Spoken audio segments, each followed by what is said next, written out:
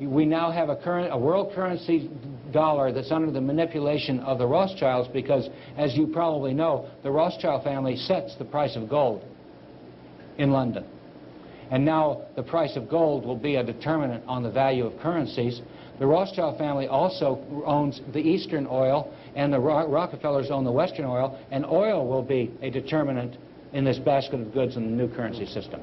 So we have families now that are controlling our currency, and the Rothschilds said 150 years ago, whoever controls the currency of the country controls the wealth of the people and therefore controls the people. The economy here will collapse. It's only a matter of time, and it's a matter of design. This gentleman finally, after some lengthy discussion, said, I'm Canadian. I'm on assignment over here on your side of the border. I work for the Canadian Treasury. There's new money, you know. We have it all printed. It's in the vaults and in warehouses in Canada. Oh, Canada. I'm trying to put all of this conversation together with what I'm hearing you say here this evening. The Royal Bank of Canada, perhaps?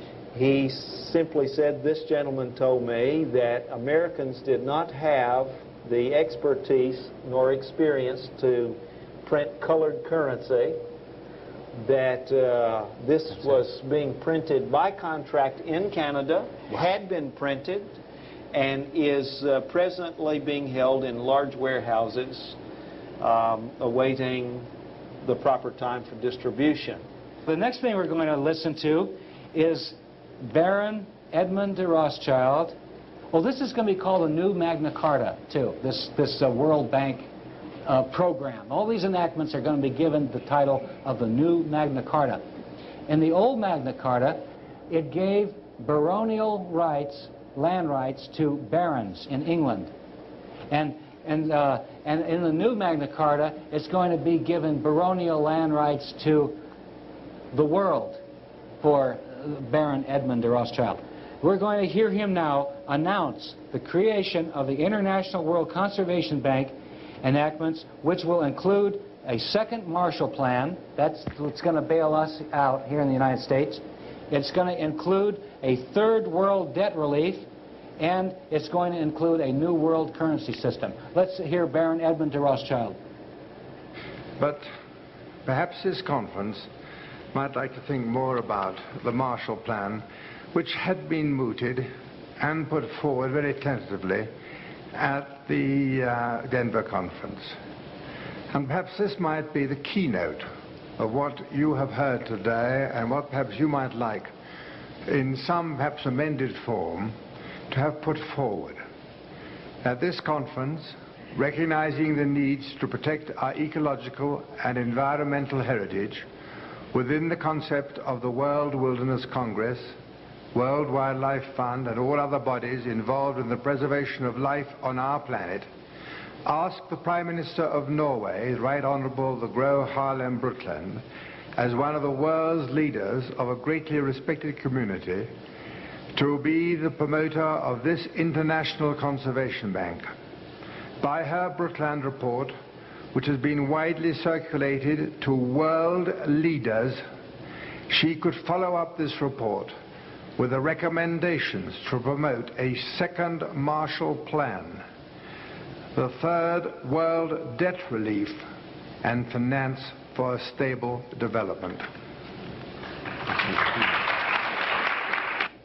That's it, folks. Those three pronouncements have set in motion a one world economic system, with the United Nations becoming the legislative Congress, the Royal Bank of Canada being the banker, the Federal Reserve of the world, and the dictators of the world being that hub of people in London. London is the creator of the ills of mankind, I have learned, and the Commonwealth countries are the ones that have done us in. Some people might wonder why, if it's a matter of public record, people don't catch on to what's going on. And the problem is that the finances that are involved in all these balance sheets are so astronomical that people don't understand. And you have reporters that sit through these sessions, and Rothschild speaks and he says, well, then this must be the best for us. And they don't understand what's involved in these financial transactions, and by the time we do understand, it's going to be too late. And that's why they can make it a matter of public record. They're pawns under the Rockefeller system. David Rockefeller addressed the Council of Foreign Relations of Denver on Monday. He spoke on Sunday at the Congress, addressed the Council of Foreign Relations in Denver on Monday. Most of the world industrial leaders are represented in the Congress, in the Council of Foreign Relations, which is a group of people that have sworn allegiance to the Babylonian money system that we have in the U.S., and they'll go along with anything that happens. There are very close ties, unquestionably. very close ties between the CFR, the Council on Foreign Relations, and the Trilateral Commission. Yes. And the historic plans and ideals of the Illuminati. Exactly. These are facts. I personally believe that the old money system that we have, that we carry around right now in our billfold and in our pockets and purses, is going to be recalled, as they recalled the francs after World War II. They recalled the old money and issued new money. This is going to shake out a lot of coke dealers that are stashing money aside. People are going to, the only way that they can get a new medium of exchange is to turn in all of their valuables and get it converted into new money. Old money will become verboten. So there'd be no expensive only like coins or... I wouldn't think so. The store of value, I'd like to have silver and gold stashed away somewhere in a little hole in the ground, and I imagine if Caesar, I'd be inclined to want to disobey Caesar and have my little stash of silver and gold. But you know, then you think about, well, now what if Joseph, Jesus' father in the flesh, or the temporary custodian of Jesus, would have had that kind of mentality? He probably wouldn't have gone to Bethlehem to pay his taxes, okay? And he would have then violated God's laws, and things would have come out differently. So I choose to obey the laws of the land as they stand, as long as they don't violate my conscience. I found out that there is a blessing in obeying your authorities, as I learned at the Congress. It gave me a ticket to ride to be able to tell you all of this information because I obeyed my authorities. Good point. Now, Harry Schultz describes it in his international newsletter.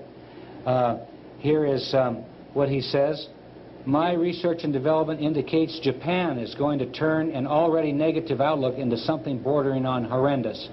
Tokyo may turn a bad global bear market into panic and depression. Tokyo is going to pop, according to this fellow. Their economy is so inflated and they are so fragile in Japan that they are the one that's going to set off the world panic, according to this chap.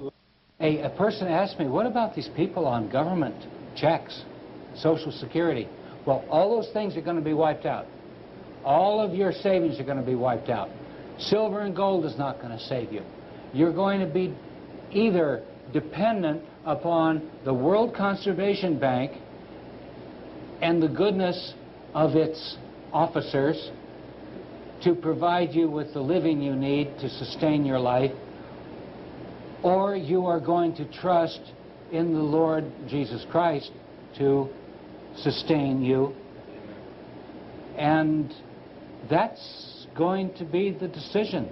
People are going to fish or cut bait onto whether they are going to worship the Lord Jesus Christ or not. Period. I mean, this is a spiritual dilemma that people are going to be put into.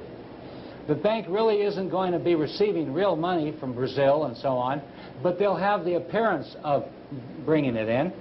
And then when the bank goes bankrupt, all of the mortgages of the world, which have been turned into the bank and counter-traded and debt-swapped, people haven't been able to make the mortgages on their Alabama Savings and Loan mortgage, so they have debt-swapped their Alabama Savings and Loan mortgage for a World Conservation Bank mortgage.